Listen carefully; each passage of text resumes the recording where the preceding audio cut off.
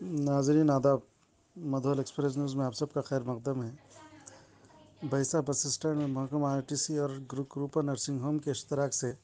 شیرخوار بچوں کو دودھ پلانے والی خواتین کے لیے مخصوص اور محفوظ سینٹر کا قیام مکمل پردے کے ساتھ عمل میں لایا گیا، جس کا افتتاح Bhainsa RTC depot manager Amrutha, area hospital superintendent doctor Kashi Nath, doctor Damodar Reddy, doctor Rama Krishna Goud, doctor Mateenullah, doctor Mahipal, urban HEO Kaleemuddin و دیگر نے انجام دیا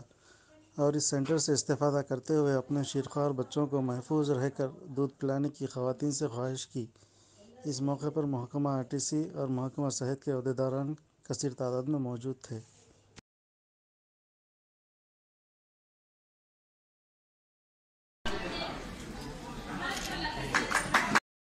آج جو بہترین اقدام کیا گیا ہے، کہیں کوئی ڈپو میں آج تک نہیں دیکھا گیا، جو کہ گروپا کی طرف سے کیا جا رہا ہے،